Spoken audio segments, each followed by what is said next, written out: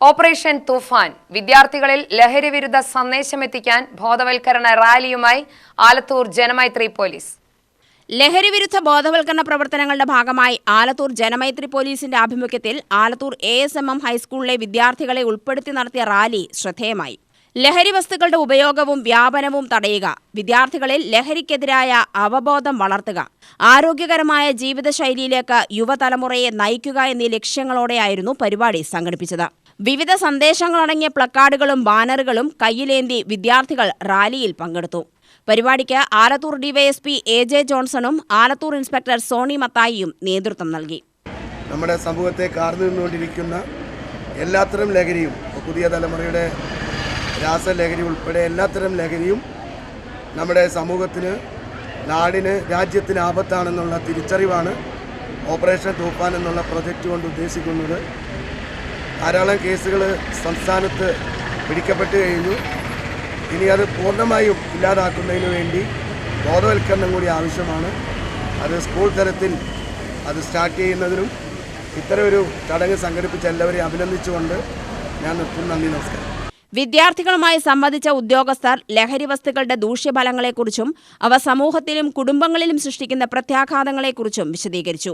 DYSP AJ Johnson വിദ്യാർത്ഥികൾക്ക് ലഹരി വിരുദ്ധ പ്രതിജ്ഞ ചൊല്ലിക്കൊടുത്തു.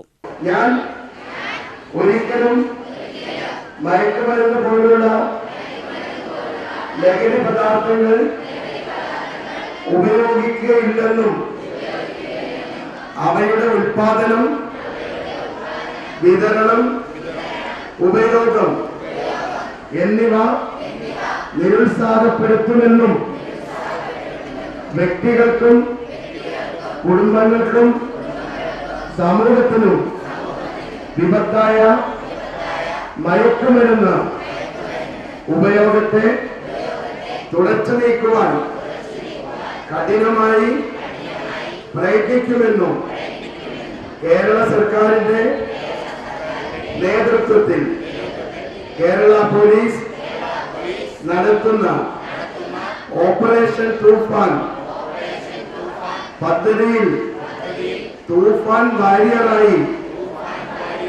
പ്രവർത്തിക്കുമെന്നും ഞാൻ ദൃഢപ്രതിജ്ഞ ചൊല്ലുന്നു. ലഹരി വസ്തുക്കളിൽ നിന്നും അകന്നു നിൽക്കുമെന്നും മറ്റുള്ളവരെയും അതിനെതിരെ ബോധവൽക്കരിക്കുമെന്നും വിദ്യാർത്ഥികൾ പ്രതിജ്ഞയെടുത്തു. യുവതലമുറയെ ലഹരിയുടെ അപകടങ്ങളിൽ നിന്നും സംരക്ഷിക്കുന്നതിനും ബോധവൽക്കരണ പ്രവർത്തനങ്ങൾ ശക്തിപ്പെടുത്തുന്നതിനും ഇത്തരം പരിപാടികൾ അനിവാര്യമാണെന്ന് സ്കൂൾ അധികൃതരും അഭിപ്രായപ്പെട്ടു.